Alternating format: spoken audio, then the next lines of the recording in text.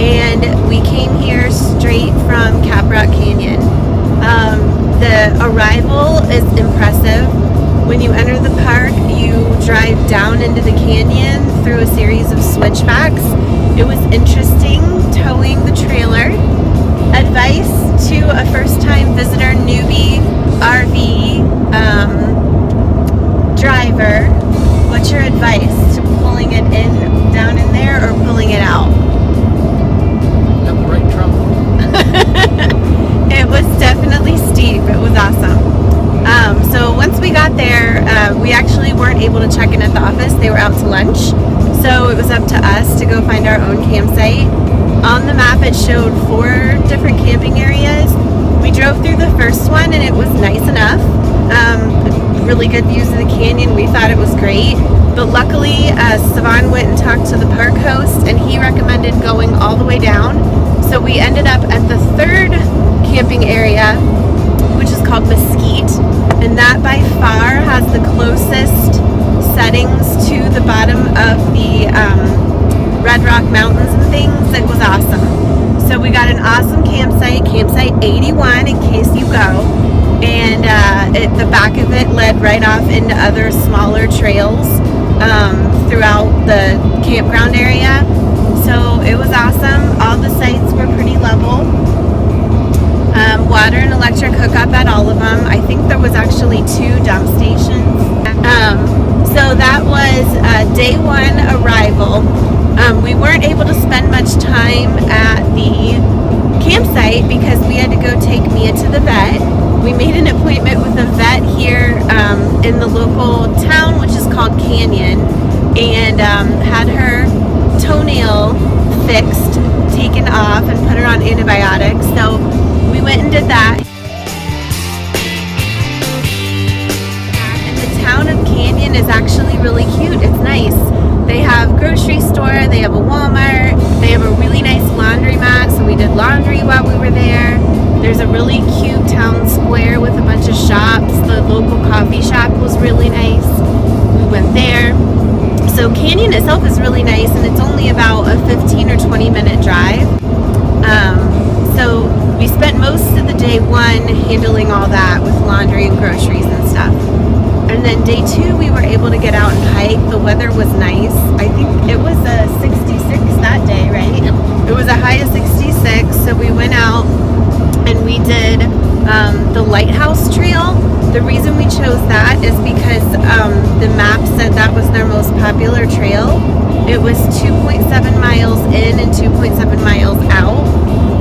It was a moderate trail. There were a few hill ups and downs, but nothing strenuous at all.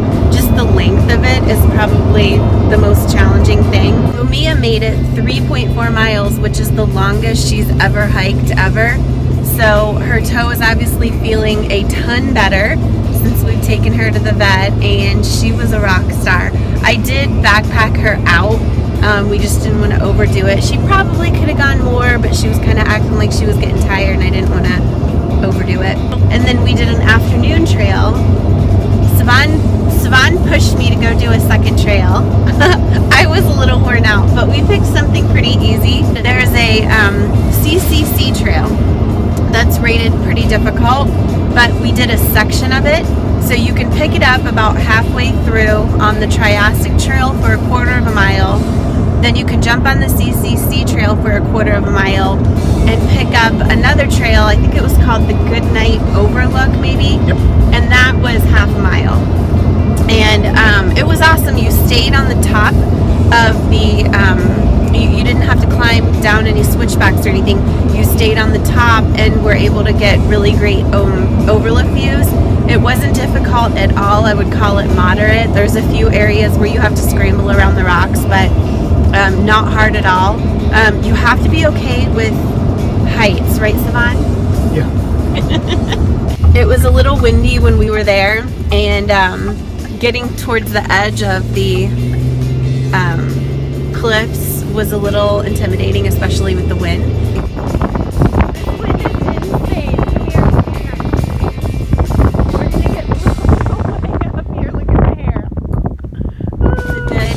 Trail to do.